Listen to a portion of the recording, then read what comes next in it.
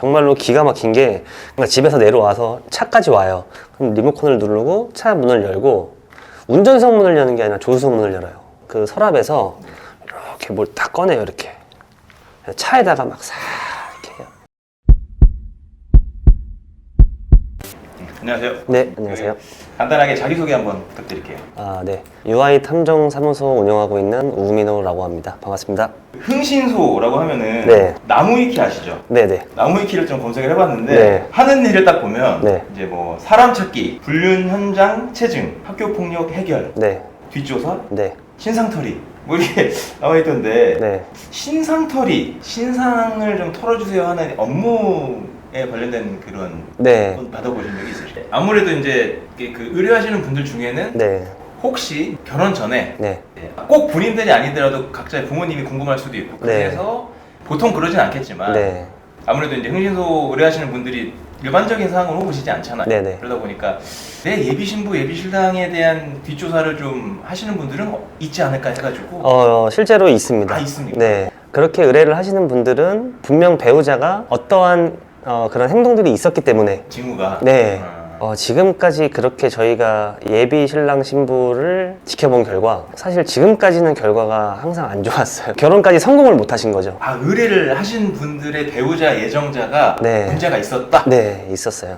저희가 괜히 그 결혼을 망친 거 싶기도 하고 또 한편으로는 한 사람을 살린 것 같기도 살린 하고. 쪽이지 않을까요? 네. 근데 왜냐면 이제 평생을 모르고 살 수도 있는 거니까요. 아, 그러네요. 네, 결혼해서 이제 마음을 다잡고 이제 내 가정을 위해서 충실하게 살 수도 있는데 바람도 뭐도 이제 해본 사람이 한다고.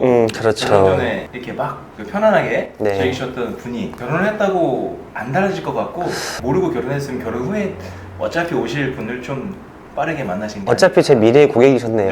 그쵸? 네. 조금 일찍 만나신 네. 거니까. 그러네요. 네. 일단은 다 의심이 있는 상태에서 의뢰를 하기 때문에 어느 정도의 그 신빙성이 있다고 봐야겠네요. 네, 근데 저희가 실제 사건을 들어가면은 10건 중에 6건 정도는 실제 외도 현장이고요. 나머지 4건 정도는 의심이에요. 네, 한 6대4 정도로 보시면 될 것 같은데 4면은 생각보다 높네요. 네, 그냥 오해였다라는 거잖아요. 오해일 수도 있고 뭐 의처증, 의부증일 수도 있고 아니면 정말 운이 좋아서 안 걸렸을 수도 있고요. 업무 딱 시작했는데 마침 그때 바람 피는 그 상대가 네, 휴가를 갔거나 그런 경우가 실제로 있어요. 싸웠거나. 네. 저희는 의뢰인분들에게 연락이 오면 서로에 대한 정보도 많이 알아야 되고 스타일도 많이 알아야 되고 뭐 이런 식으로 하기 때문에 충분히 많은 대화를 하는데 그런 대화를 하고 있는 와중에 헤어져 버리는 경우도 있었고 저희가 실제로 현장을 들어갔는데 너무나 올바른 생활을 하시는 거예요. 그래서 저희는 이제 설명을 드릴 때 말보다는 사진과 동영상을 위주로 이렇게 설명을 드리는 편인데 뭐 지금 이렇게 뭘 했습니다 라고 이렇게 계속적으로 알려드리는데 이럴 사람이 아니라는 거죠. 분명 이미 저희한테 의뢰 전에는 뭐 주머니에서 영수증도 발견이 되고 모텔. 네. 이 사람이 사지 않을 법한 물건이 결제가 된 것도 있고 카드 내역을 봤을 때도 그렇고 반드시 누가 있는데 저희가 현장을 들어갔는데 너무나 올바르신 분인 거예요. 알고 보니까 이제 헤어졌던 경우도 있고 아니면 저희가 투입했을 기간에 그 상간자가 뭐 여행을 떠났다든가 진짜로 있네요. 네. 아니면 그 특히나 여성분들 같은 경우에는 그 한 달에 한 번 하는 그런 기간 때문에 그래서 안 걸리는 경우들도 있는데 사실은 되게 걸립니다. 의뢰하는 입장에서는 신뢰를 못 하겠어요. 어떻게 모텔 영수증이 나왔고 분명히 이놈이 뭔가 문제가 있는데 네. 돈을 주고 맡겼는데 네. 없대. 그러면은 남편만 의심하던 거를 사장님도 의심하게 되고 그렇죠. 어떻게 된 거야 이거. 그런 경우 있다잖아요. 반대쪽도 돈을 받아내고 뭐 말하지 않겠다 이런 경우 실제로 있나요? 실제로 있습니다. 문제가 있는 업체가 아직도 많기 때문에 있구나. 실제로 저희 쪽으로 연락이 오시는 의뢰인 분들도 타 업체에서 그렇게 당하고 오시는 분들이 많아요. 너무 안타까운 현실이죠. 그렇기 때문에 아직까지 저희 업계 이미지가 쉽게 개선이 되지 않는 부분이 아닐까. 그러면은 어떻게 판별을 하나요? 의뢰인분들도 사실 바보가 아니기 때문에 사진 한 장, 동영상 하나 없이 말로만 설명하는 업체를 끝까지 믿고 따라갈 수 있는 분은 아마 안 계실 거예요. 저희는 이제 한 사건이 끝나면 모든 자료들을 다 폐기를 합니다. 전화로 웬만큼을 상담을 다 해놓고 이제 어느 정도 마음의 결정을 내리셨으면 대면 상담을 통해서 이제 계약을 하게 되는데 그때 이제 판별할 수 있는 게 거기서 조금 나와요. 사실 전화상으로 이야기할 때는 얼마든지 뭐 좋은 말만 달콤한 말만 해가면서 저희한테 맡기시면 100%예요. 아, 저희는 그렇게 길게도 필요 없어요. 이렇게 하는 업체들은 사실 얼마든지 많은데 그 대면 상담을 통해서 만난 자리에서 지금 현재 일하고 있는 것들을 좀 보여달라고 이야기를 하면 그렇게 보여줄 수가 있어요. 다른 나왔고. 분의 업무 자료를 보여달라고. 네네. 예전 지난 거는 다 삭제가 되고 없으니까 그러니까 저희가 개인시상이 나오지 않는. 그렇죠. 상태에서 저희는 이런 방식으로 일을 합니다라고 보여드리면 신뢰를 하시고, 그리고 특히나 다른 업체에서 당하고 오신 분들 같은 경우에는 저희가 이제 현장에 도착을 했습니다 하고 사진 찍어서 보내드리고 뭐 합니다 차를 탔습니다 이동을 합니다라고 하면 사실 첫날만 끝나봐도 대부분 뭐라 그러시냐면 정말 감사합니다라고 해요. 어떤 자료가 나오든 안 나오든. 왜냐면 지금 워낙 힘든 상황을 겪고 계신 분들이기 때문에 그런 분들 상대로 그렇게 하면 사실 안 되는 거거든요. 근데 그런 분들 상대로 그렇게 고립돼 있는 상태를 이용해서 그렇게 하시는 분들도 있는데 안 좋은 거죠. 네. 주로 하신 업무가 이제 그 가정사건이라고 하셨는데 네. 바람피는 상대가 조금 충격적이거나 네. 대상이 좀 놀랍다거나 네. 혹은 대상이 여러 명이라든지 그런 에피소드가 있으실까요? 여러 명인 경우는 좀 흔한 경우고요. 네. 의뢰인의 남편이 나가서 바람을 피는데 2명인 경우도 있고 3명인 경우도 있고 4명인 경우도 있고, 예를 들어서 의뢰인이 있고 의뢰인의 배우자가 있을 거고 네. 그 배우자가 만나는 사람이 상간자인데 네. 대부분 그러니까 의뢰인보다 더 월등히 외모가 뛰어나다든가 몸매가 뛰어나다든가 이런 경우는 사실 거의 보지를 못했어요. 뉴페이스를 원했다 뭐 그런 건가요? 얼굴, 몸매가 문제가 아니라는 거죠.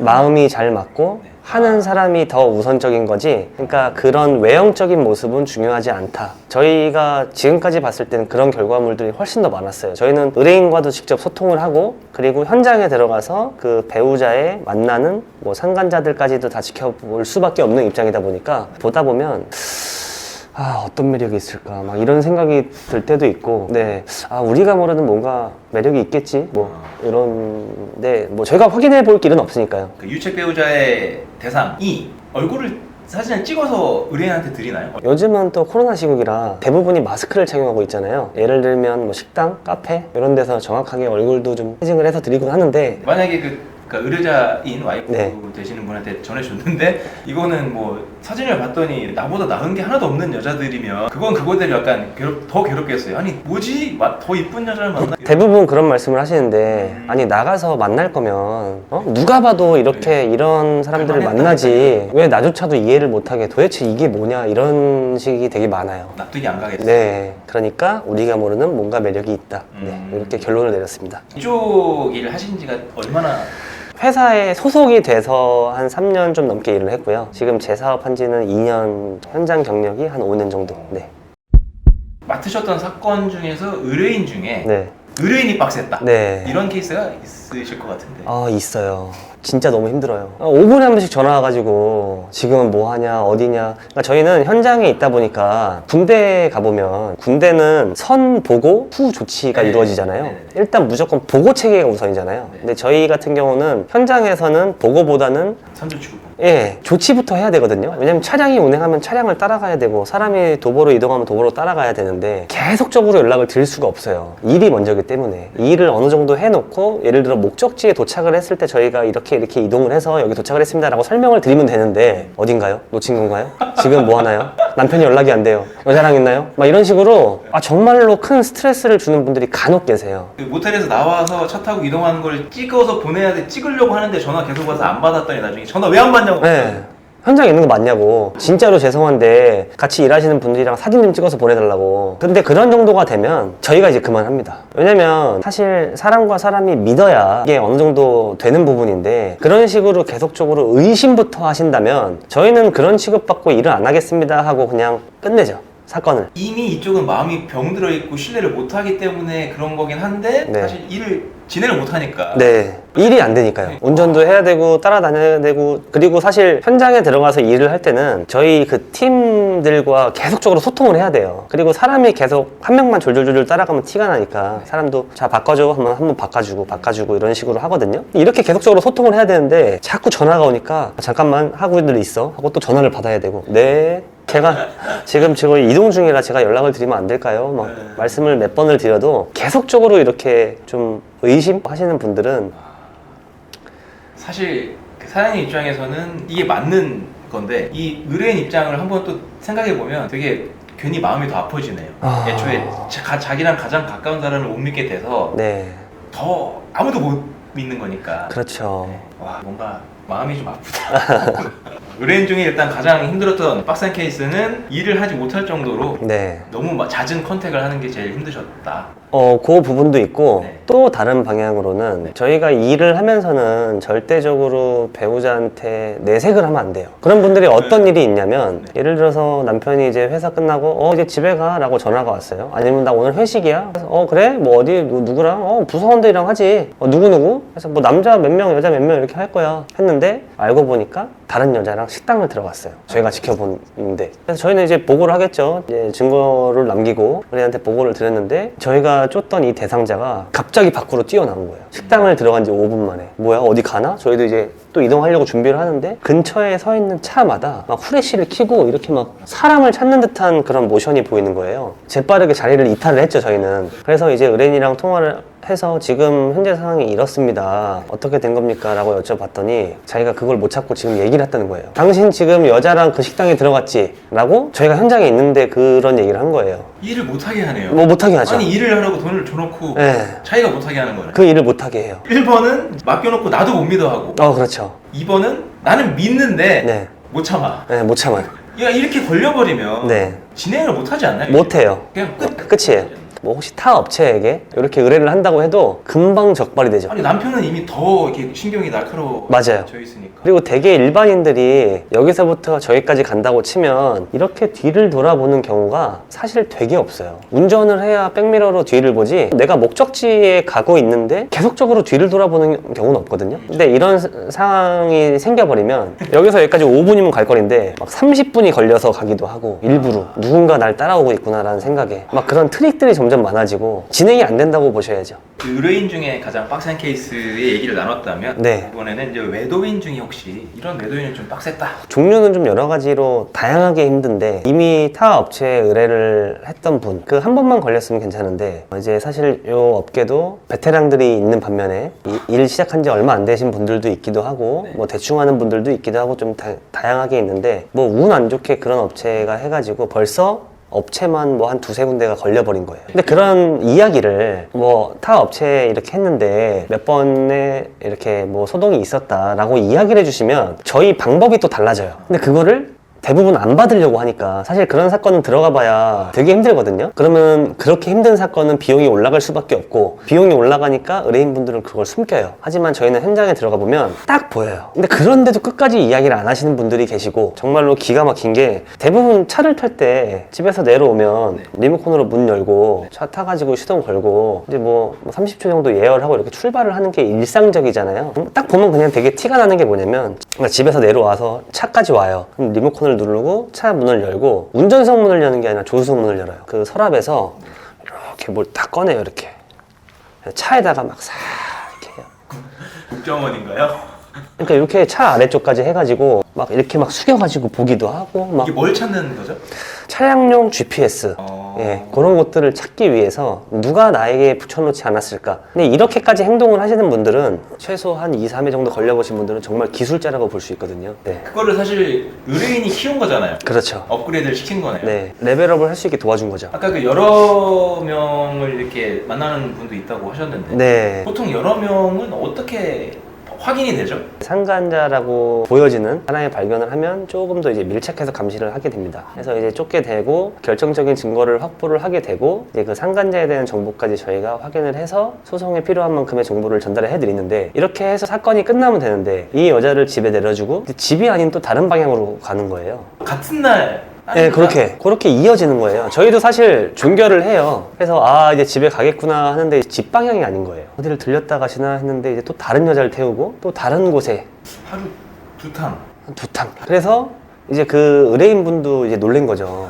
그것까진 모르셨나 보네요. 저 사람이 저 정도의 힘이 없는데 집에서 힘이 그러신가 봐요. 전 잘 모르죠. 저 사람이 저 정도의 힘이 없는데 걱정도 좀 하시면서 걱정까지. 예. 그래서 조금만 더 지켜볼까요 해서 지켜보는데 한 6분 정도 나오시더라고요. 힘이 없는 그분이 예. 사실은 힘이 있었다. 숨겨둔 힘이 그리고 그분의 생활 패턴을 좀 보다 보니까 네. 저녁 식사는 항상 그 장어구이를 매일같이 매일 저녁을 장어구이를 그렇게 드시더라고요. 결국에는 그 여러 명을 만나는 거를 확인하고 이제 이렇게 끝났는데 이제 그런데도 불구하고 의뢰인분이 요청을 하셔가지고 더 지켜보게 됐어요. 어디까지 가나 네, 이런 느낌. 맞아요. 그런 느낌이었는데 저희가 지켜본 결과 나머지 여성들은 다 그냥 1, 2회성, 단발성 만남에 가까운 여자들이었고 그 중에 메인으로 만나는 여자가 있더라고요. 그분을 집중적으로 공략을 하기 시작해서 아주 좋은 결과로 끝맺음을 하게 됐죠. 의뢰인분도 되게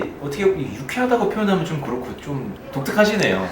그렇죠. 빨리 뭐 종결을 하거나 폴더 보기 싫거나 이럴 수 네. 있는데 금전적으로도 좀 어느 정도 여유 있으신 분 같고 여유가 있으신 분이었어요. 정신적 멘탈도 강하시고 네. 그러지 않고서야 네가 얼마나 하나 보자 이건데 저희처럼 일을 좀 즐기시더라고요. 그러신 분이어서 되게 오랫동안 함께 이렇게 소통을 하면서 일했던 기억이 납니다. 되게 좀 재밌어 하시더라고요. 다른 의뢰인분들과는 다르게 되게 심각해지지 않고 뭐 지금 뭐 또 이렇게 숙박업소에 들어갔습니다. 그렇죠 뭐 그 인간이 요런 반응으로. 굉장한 분들이 많네요. 네. 유튜브 하고 계시죠? 네. 유튜브 하고 있습니다. 유튜버의 얼굴 네.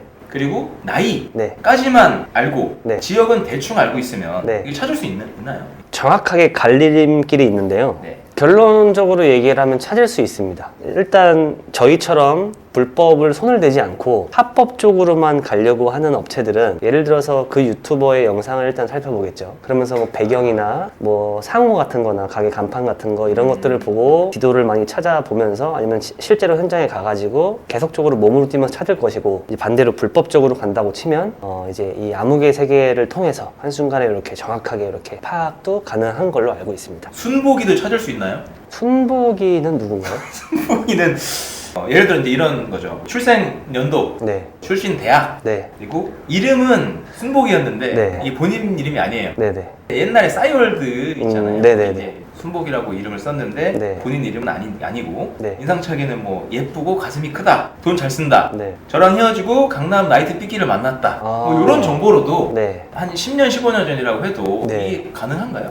그럼 일단 수소문부터 시작을 해야 되는데 지금 가장 확실한 거는 강남 나이트의 삐끼를 만났다. 근데 그 삐끼를 찾긴 힘들 거고요. 왜냐면 나이트가 없기 때문에. 그러니까 저희들도 뭐 예를 들어서 영화 같은 데 나오는 것처럼 갑자기 노트북을 펼쳐놓고 다다다다다 하면 쫙 이렇게 나오는 게 아니거든요. 그렇기 때문에 저희는 오로지 발로 뛸 수밖에 없어요. 그럼 출신 대학 만약에 정보가 거기까지 있다고 하면 가가지고 어떤 방식으로라도 그 정보를 그래서 하나씩 타고 들어가는 거예요. 그러면 이제 순복이랑 만난 나이트 삐끼는 못 찾을지언정 그 삐끼는 못 찾을 것 같아요. 네. 10년, 15년 전에 만났다 헤어졌던 순복이는 가능하다. 순복 씨까지는 제가 또 찾을 수 있을 것 같아요. 네.